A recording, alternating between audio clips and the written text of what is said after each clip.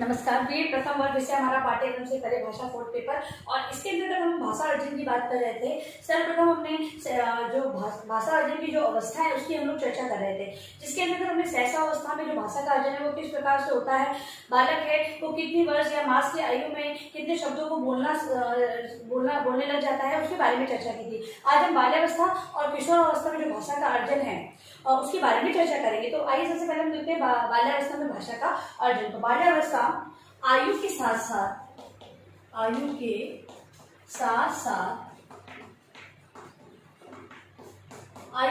साथ बालकों के सीखने की गति में भी बालकों के सीखने की गति में भी वृद्धि होती है। प्रत्येक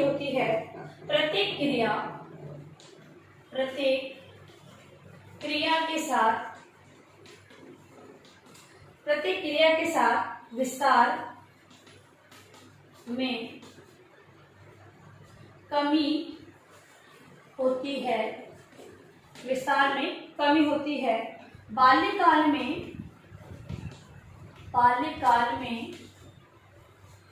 बालक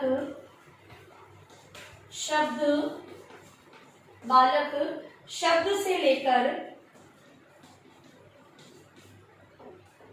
वाक्य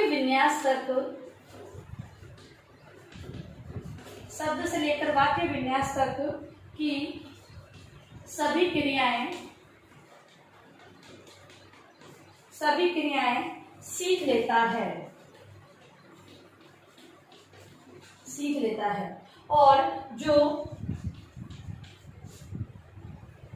हाइडर का अध्ययन है, हाइडर ने एक अध्ययन किया था कि बालक और बालिका हैं, उनमें से कौन तीव्र गति से सीखता है, इसके बारे में उन्होंने एक अनुसंधान किया। तो रिजल्ट मिला कि लड़कियों में भाषा का विकास लड़कों की अपेक्षा शीघ्र होता है। मतलब कि इन्होंने जो अनुसंधान किया उसमें ये पाया कि जो लड़के हैं वो लड़कियां जो है वो लड़कों से शीघ्र मतलब अति तीव्र गति से उसके अंतर्गत भाषा का विकास होता है अपेक्षाकृत लड़कों के। और दूसरा रिजल्ट ये था कि वाक्यों में शब्दों की संख्या अधिक होती है लड़कों की अपेक्षा लड़कियों की। ठीक है। दूसरा रिजल्ट ये मिला कि जो लड़कियां जो वाक्यों का प्रयोग करती है उनमें शब्दों की संख्या अधिक होती है अपेक्षाकृत लड़कों के। जो लड़के बोलते हैं वो लिमिटेड शब्दों को दोहराते हैं, लेकिन जो लड़कियां हैं वो अलग अलग शब्दों का प्रयोग यहाँ पर करने लग जाती है। अपने वाक्यों के अंदर शब्दों की संख्या उनकी अधिक हो जाती है। और लास्ट रिजल्ट था अपनी बात को प्रस्तुत करने का कुशल ढंग लड़कों की अपेक्षा लड़कियों का अच्छा होता है। ठीक है। तो जो लड़कियां हैं वो लड़कों की अपेक्षा अपनी बात को बहुत अच्छे या कुशल ढंग से प्रस्तुत करती है। तो इन्होंने रिजल्ट के अंदर ये तीनों बातों को बताया है कि शीघ्र गति से सीखना, शब्दों की संख्या अधिक होना और प्रस्तुतिकरण में कुशलता होना, ये चीज बताइए। अब हम आयु और शब्दों की बात करेंगे कि जिस प्रकार हमने सहसा अवस्था में कि आयु के अंतर्गत जो मास के अनुसार शब्दों की संख्या देखी थी, उसी प्रकार बाल्यावस्था के अंतर्गत भी आयु और शब्दों की संख्या, आयु और यहाँ पर शब्द। तो सर्वप्रथम 4 वर्ष की आयु, 4 वर्ष, 5 वर्ष, 6 वर्ष, 7 वर्ष, 8 वर्ष तथा 10 वर्ष।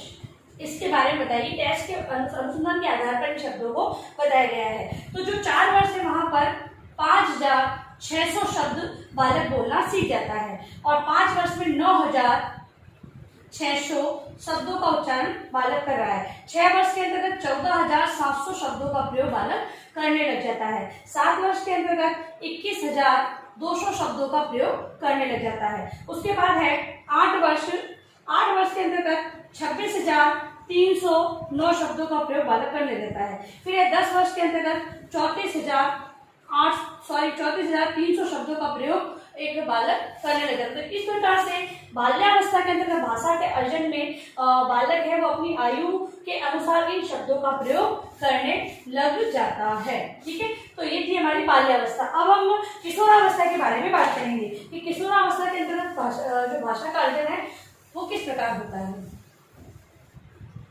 किशोरावस्था में भाषा का अर्जन,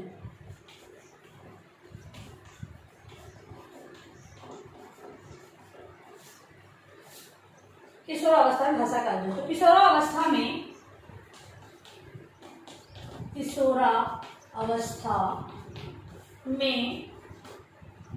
अनेक शारीरिक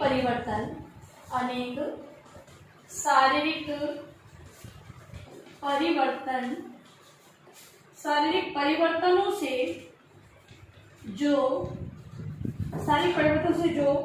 संवेग उत्पन्न होते हैं,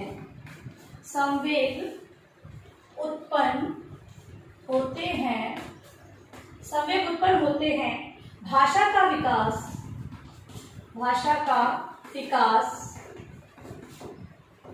भी उनसे प्रभावित होता है। ठीक है, किशोरों में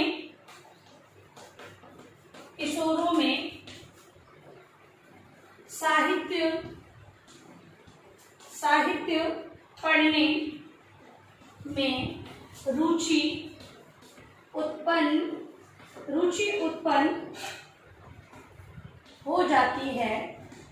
किशोर है मतलब कि जो किशोरावस्था के जो बालक बालिका होते हैं, मतलब किशोर के अलावा जो बालक होते हैं उनमें साहित्य पढ़ने की रुचि उत्पन्न इस काल में होती है। उनमें कल्पना शक्ति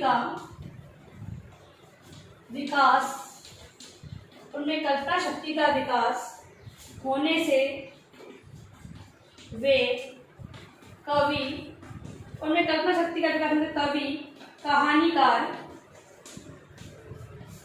कहानीकार, चित्रकार बनकर कविता, कहानी तथा चित्र के माध्यम से अपनी भावनाओं को अभिव्यक्त करते हैं। अब यहाँ पर शब्दों और वाक्यों की बात हम लोग नहीं करेंगे क्योंकि किशोरावस्था के अंतर्गत जो बालक है वो एक अच्छे प्रकार से मौखिक रूप में अभिव्यक्त करने लग जाते हैं। हम लोग देखते हैं कि विद्यालयों के अंतर्गत बालकों को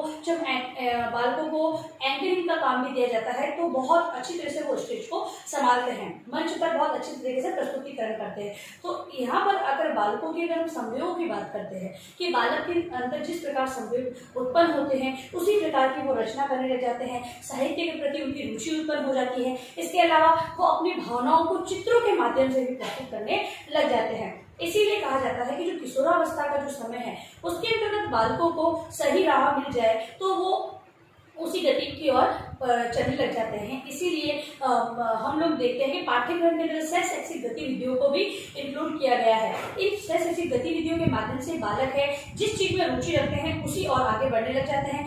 मान लो कोई बालक गाने में रुचि रखता है तो इन गतिविधियों के माध्यम से उसके जो गीत प्रस्तुतिकरण की जो रुचि है वो सामने आती है और एक अध्यापक है उसे मोटिवेट करता है जिससे कि बालक है उस जो गायन की जो प्रतियोगिता होती है उनमें भाग लेता है और आगे जाकर वो एक अच्छा संगीतकार बन जाता है। ठीक है, तो इस प्रकार से जो भावनाएं, विचार, जिस प्रकार के संदेह उत्पन्न होते हैं उसी के आधार पर वो भावनाओं को व्यक्त करना प्रारंभ कर देता है। इसके अलावा किशोरों का शब्दकोश भी विस्तृत होता जाता है। बाल्यावस्था के अंदर हमने देखा था कि लड़कियां हैं वो लड़कों से अधिक सीख रही है, लेकिन किशोरावस्था के अंतर्गत आके जो किशोर है उनका भी शब्दकोश विस्तृत हो जाता है। फिर है भाषा के माध्यम से किशोरों की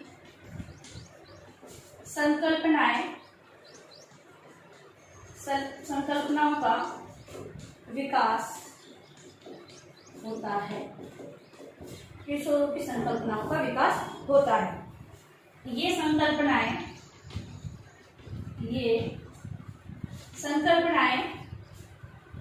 उसके भावी जीवन की तैयारी का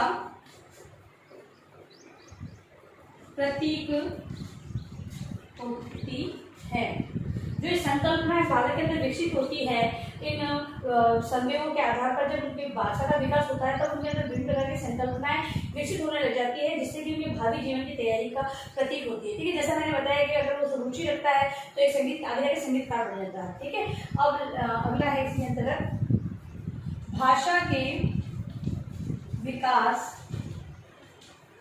का किशोर के चिंतन पर भी प्रभाव पड़ता है। भाषा के विकास का किशोरों के चिंतन पर भी प्रभाव पड़ता है। मतलब कि जो चिंतन शक्ति जो उनके अंदर कम होती है, लेकिन भाषा के अर्जन के माध्यम से ही किशोरावस्था के अंतर्गत बालकों के चिंतन का जो स्तर है वो उच्च स्तर का हो जाता है। इसके अलावा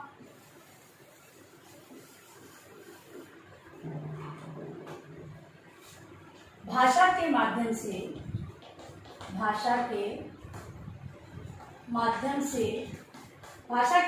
से किशोर अनुपस्थित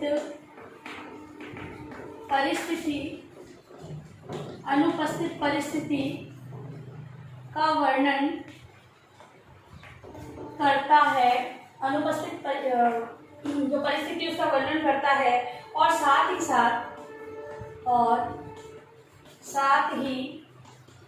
साथ विचार विमर्श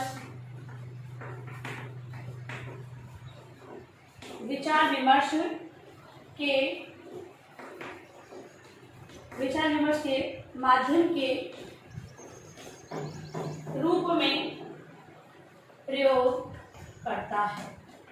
ठीक है, तो इस अवस्था के अंदर जो किशोर बालक बालिका होती है वो अनुपस्थित, मतलब कि जो परिस्थितियां अभी हाल में उपस्थित नहीं हैं उसके बारे में भी अपने विचार विमर्श करना प्रारंभ कर देते हैं। जो उन्होंने देखी सुनी नहीं, लेकिन जिसके बारे में उन्होंने समझा है या पढ़ा है, तो उसको भी वो उस परिस्थिति को भी अपने मतलब की परिस्थिति कल्पनाओं के आधार पर उन परिस्थितियों को भी वो प्रस्तुत करने लग जाते हैं। तो इस प्रकार से हमने बाल्यावस्था और जो किशोरावस्था है उसके अंदर भाषा के अर्जन की बात की है। इसी को आप होमवर्क के रूप में लिखकर लेकर आएंगे।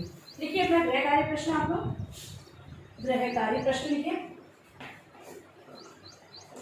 बाल्यावस्था तथा किशोरावस्था में भाषा अर्जन किस प्रकार होता है?